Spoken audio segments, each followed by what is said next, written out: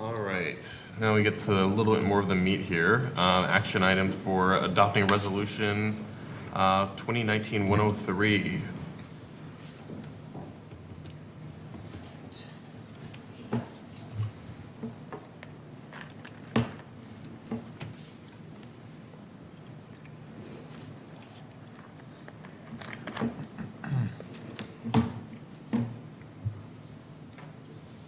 Mouse is gone. The mouse is dead. Oh, it's the wrong mouse.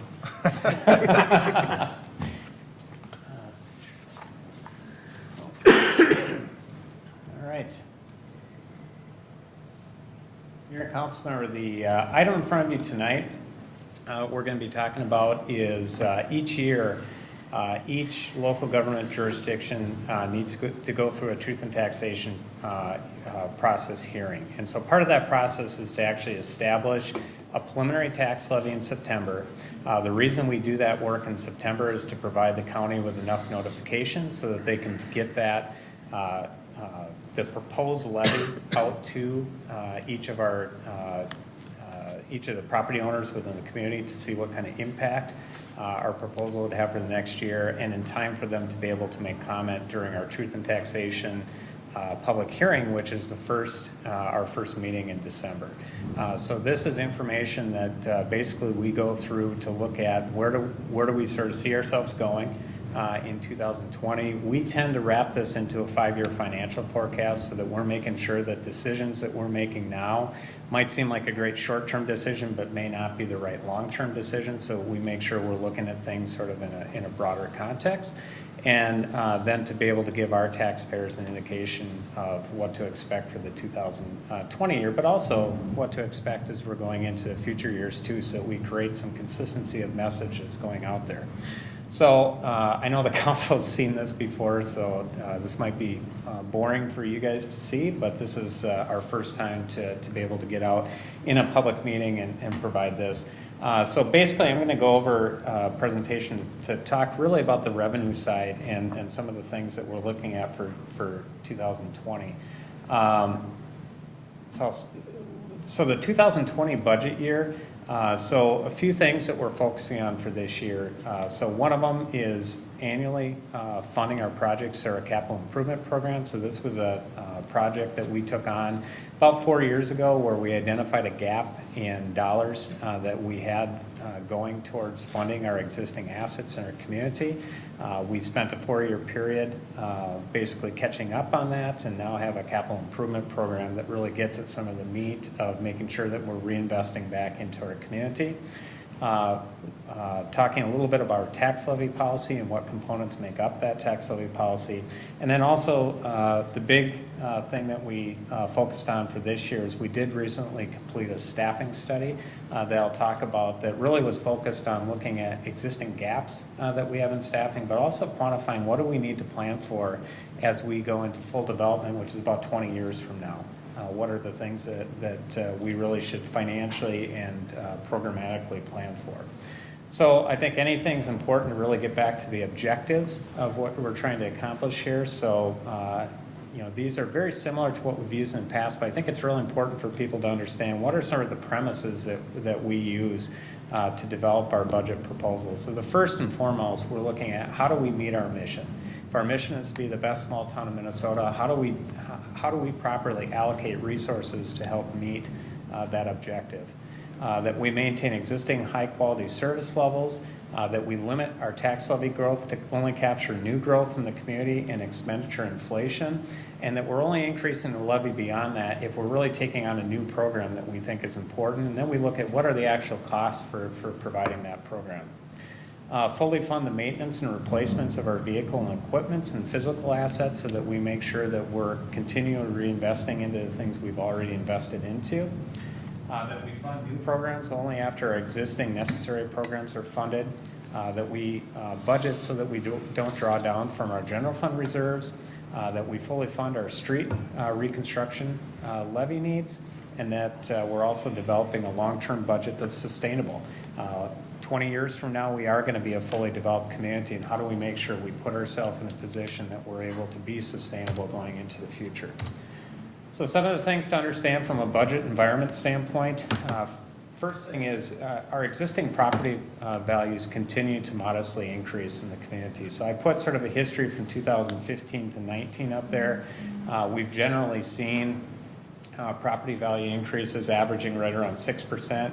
2019, so this is for taxes payable 2020, we actually saw the largest increase that we've seen in property values over the last 5 years, with 9.14% increase in our market values in the community. 1.35% of that is actually coming from new growth, new development in the community. We continue to have, I'll say, practically no local government aid coming from the state. I say practically because we get still just a small amount, but very little. So it's something we can't count on. Our building permits have continued to stay strong. We've seen some shift away from commercial industrial properties, primarily because we don't have very much land for commercial and industrial available right now. That is going to change within the next 12 months as our land out on 212 by the new interchange at County Road 44 opens up.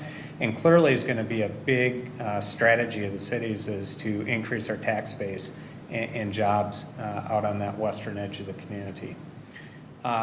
We continue to see a steady increase in population occurring within the community. Our electric usage within the community continues to be up pretty significantly, and that's both due to large users like data centers coming into the community, but also we've seen quite a growth in our existing businesses within the community too. We've seen some expansions. We're seeing one that's occurring up right now. Their name's slipping my mind now. The expansion we're seeing in the industrial park. American Flexible Products. But we also have another major business that's also looking at expanding up there right now too. So we've seen good growth there. And we've historically seen a good balance between residential, commercial, and industrial development occurring through the city. We're not a bedroom community. We actually have about 13,000 jobs in the community. We have almost 10,500 households in the community. So we have more jobs than we have households. That doesn't mean everybody works in the community, but it certainly creates a much broader diversity in types of uses in the community. So the market value growth that we've seen, so the total again is in the bottom right-hand corner. We saw a 9.14% increase. The majority of that increase that we're seeing is actually in apartment values. You can see existing the total apartment increase is about 15.6% increase.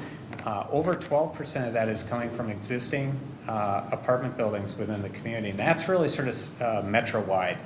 There's really a shortage of rental properties within the Twin Cities, and rental prices are showing that.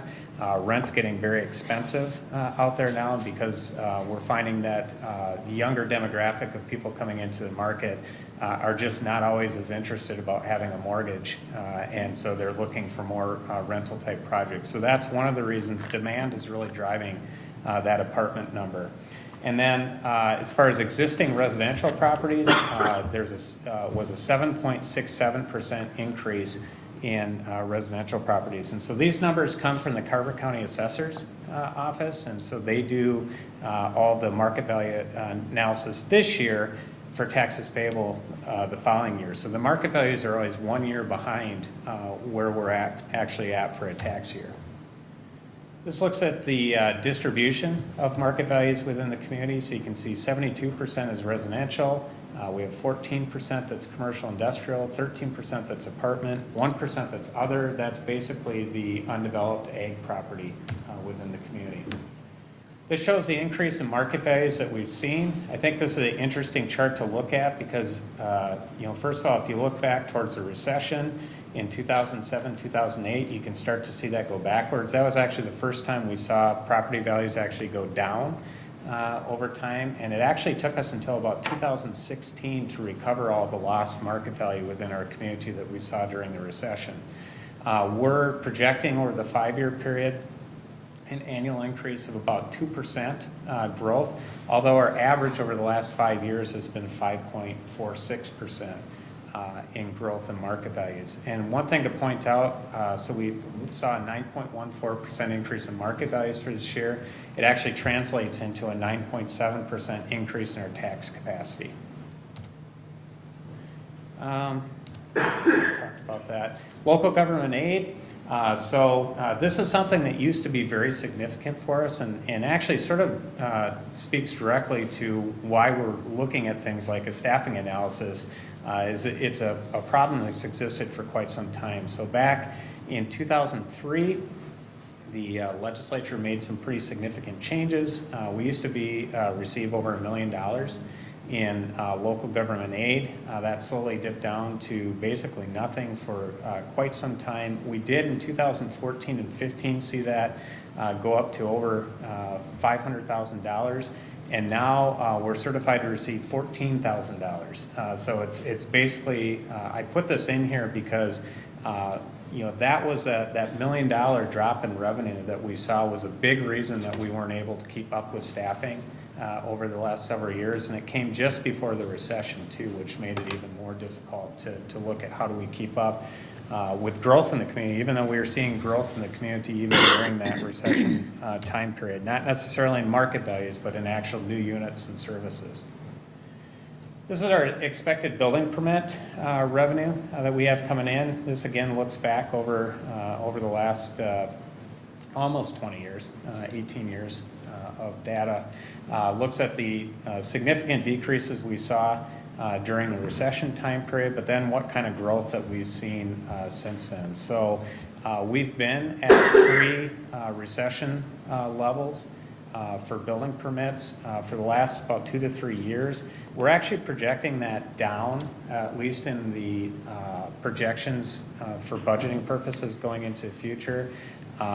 Both to be conservative, but to also recognize that it's going to take a couple of years to get the new corporate industrial, commercial industrial land up and going. And because it typically takes about 2 years to go through a process from when land's ready and we have utilities there to when you actually see a building permit being pulled.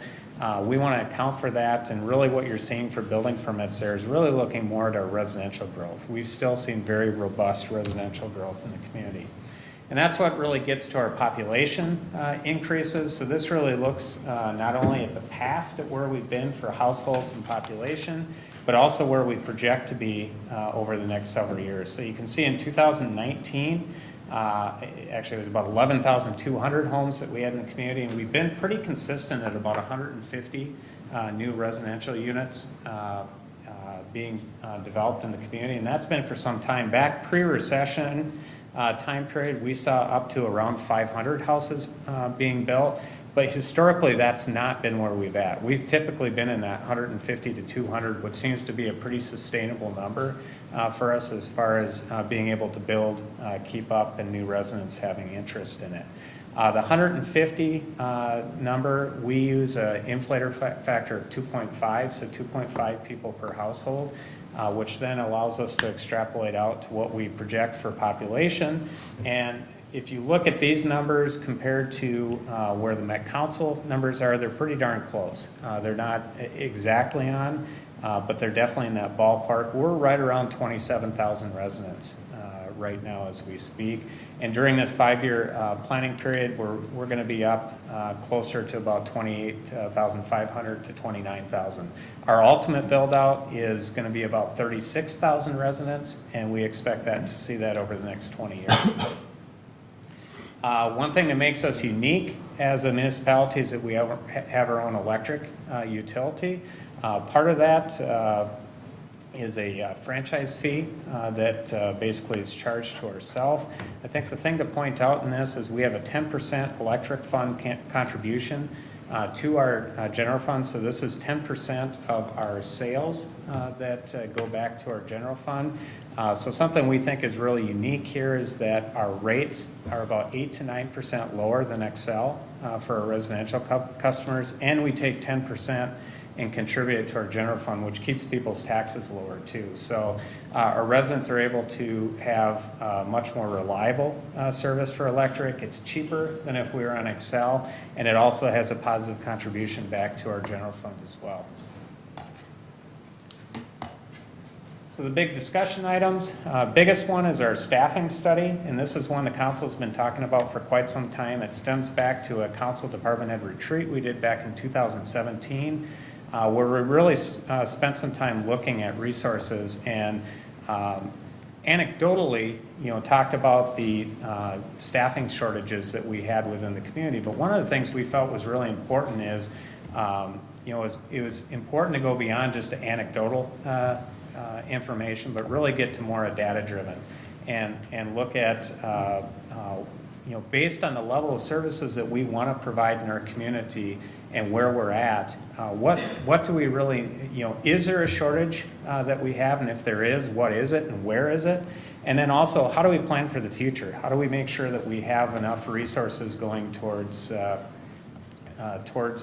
services that we want to perform?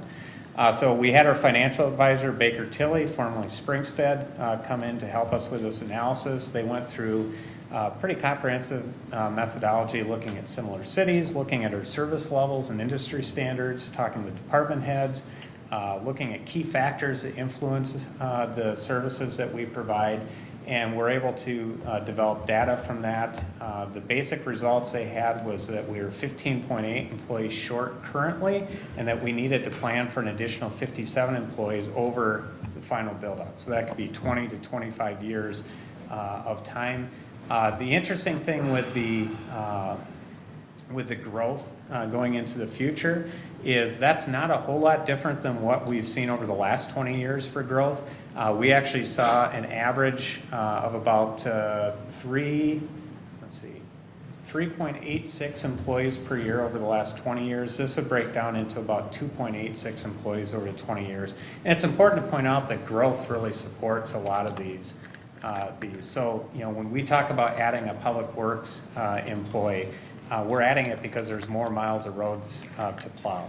If we talk about adding park employees, it's because there's more parks. There's more parks because there's more people, there's more businesses, there's an increase in market values in the communities. So we're really capturing the new growth within our community to support those services. A specific breakdown where we saw gaps, we saw gaps in our economic development staff. We don't have a dedicated economic development staff person now. It's one of the duties of our assistant administrator. And then we have about 160 full-time employees and about 350 part-time employees. Up until a couple of years ago, we had no human resource staff. That was actually a duty of our assistant administrator. We do have a human resources director now and a generalist, and the staffing study would say we should, for that level of employees, have one more generalist position. In our administrative services, so this is our IT department, we're short one network database support person. In our community development department, we only have one planner right now. The study would say that we really should have two planners for the amount of growth that we're seeing, and very similar for engineering. We're short, we don't have assistant engineer position right now. And then our public works is where we saw the biggest gap, and primarily because we've never had a building maintenance division. We saw all of our buildings built back in the late 80s, early 90s, and for a long time, not a lot of stuff had to be done to them. That's really caught up with us over the years, and it's become very apparent through issues that we've seen with buildings and not really having the proper resources to reinvest back into it. So this analysis really looked at the majority of the positions that we see a shortage on are in building maintenance. We don't have a centralized function now. It sort of exists within different departments, so the recommendation here would actually be to bring them into one centralized service. And then have it be a division of our Public Works Department then that would add 6 employees to this division that would really be in charge of all of our facilities across the city. And then we had a shortage in each of our maintenance divisions then too, one in storm, one in streets, and then one in parks. And then our water and sewer, we're short 2 workers in that division. So basically the recommendations of the staffing study, or the recommendation the staff is making, is that this is something we can't go from 0 to 100 in 60 seconds, or you're a car person, however fast you can, whatever fast is to go in a car. What we're really recommending is that we take this in chunks and do it very similar to our CIP program, and that we really look at this over a 4-year period. And so in this analysis, basically $1.5 million is a gap in our general fund or our tax levy supported services, and about $500,000 is a shortage in our enterprise funds.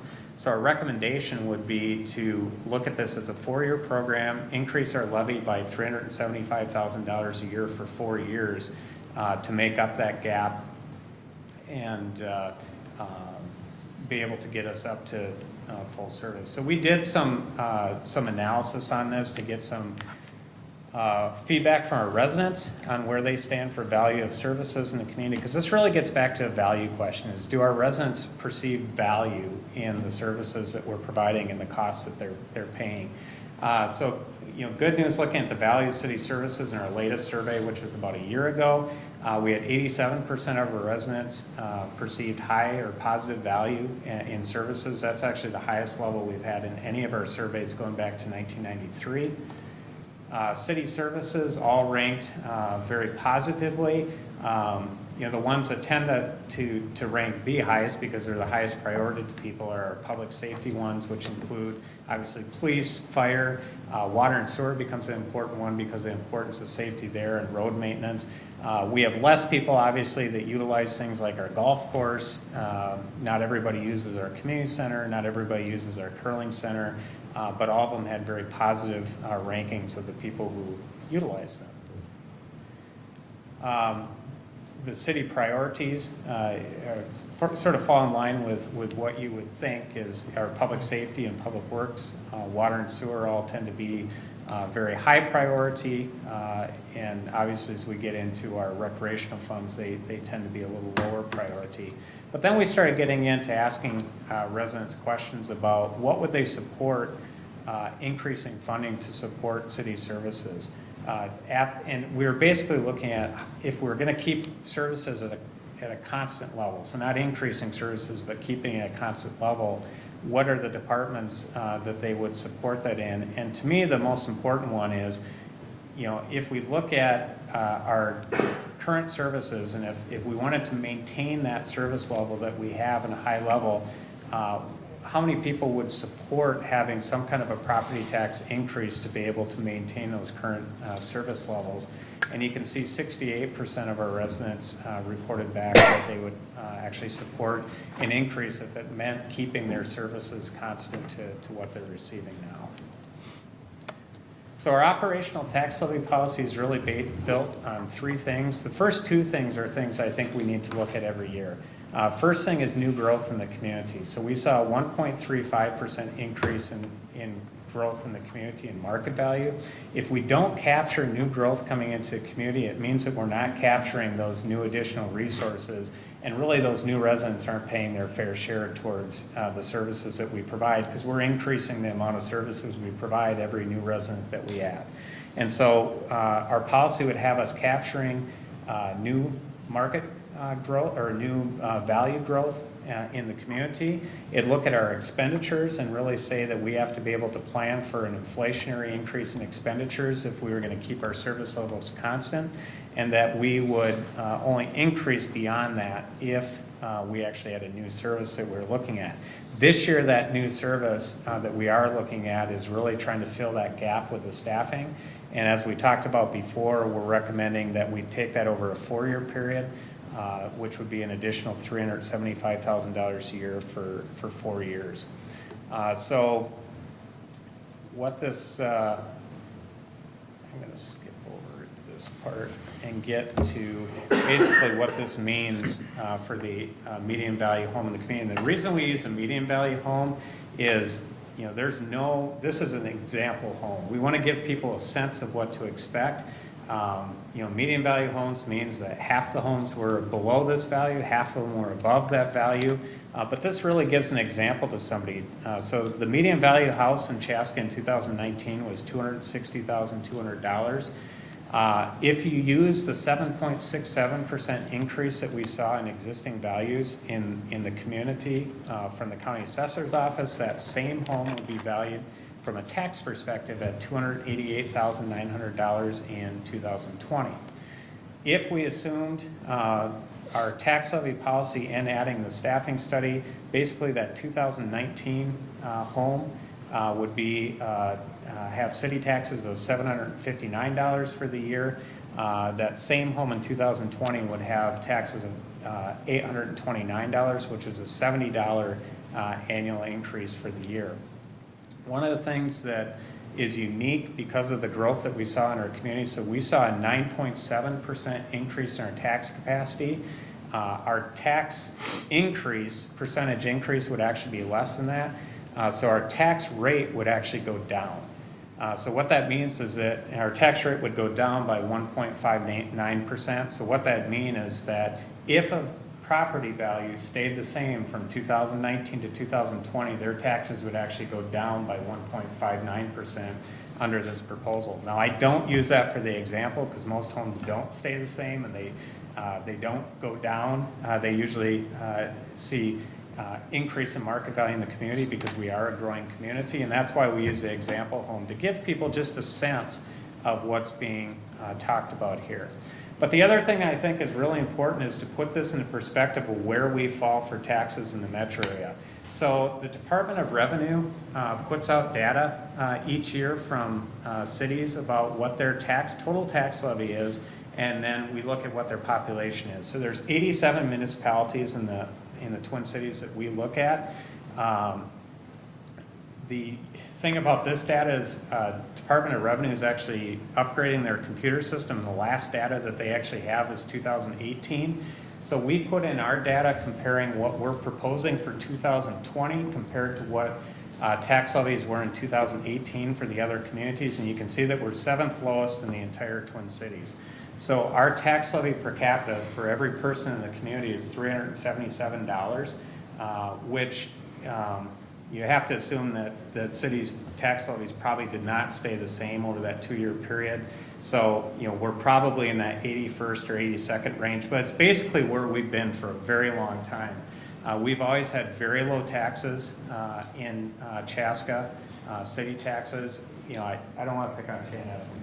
I know a lot of people are here in Chanhassen, but we're in Chaska, so we have to at least talk about it. So Chanhassen, you can see, the nice thing about Chanhassen is it's a pretty good comparison because we basically have a very similar industrial base, and we also have a very similar number of homes within the community. You can see that their tax levy per capita is $427. So we've always been significantly less than our neighbors for what we pay in city taxes. And one of the things that we have that's different is the one general fund service that we fund that no other city in the county has is the police department. So this number includes our police department that we're able to provide those services for a much lesser cost than most cities in the Twin Cities. So our schedule again, tonight would be the preliminary levy. So basically we're looking at setting the maximum. So basically we can't set it, we can't go higher than this in the future. We can go lower, and we'll continue to come back to you with information as we go through the fall. A lot of what we're going to focus on over the next month or two, though, is going to be our enterprise funds. We spend a lot of time talking about our general fund, but the reality is in Chaska is that we have an $80 million budget, and of the $80 million budget, $15 million is our general fund. Everything else is everything else we do. Of our $80 million, $10 million is tax levy. So tax levy for Chaska is a very small component of what our total budget is. Now, obviously, we spend a lot of time on it because it's something that people don't have the choice. They have to pay it. Because it's taxes. But the reason we spend a lot of time talking about our enterprise funds is because for a city our size, or really for any city in the Twin Cities, we have a lot more enterprise funds than a lot of cities do. And our objective with our enterprise funds is that the service that we're providing, that the operations are covered by the revenue that we generate from those, and that they're not property tax supported. So our general funds really are only property tax supported entities. So I think it's an important distinction to point out for Chaska. It makes us very unique in that perspective. But this gives you a sense of what the schedule is. Any questions?